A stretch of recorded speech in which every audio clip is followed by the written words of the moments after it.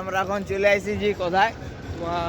প্রয়াগরাজ মেলায় দেখতে পাচ্ছ, এটা হচ্ছে নাগরদোলা।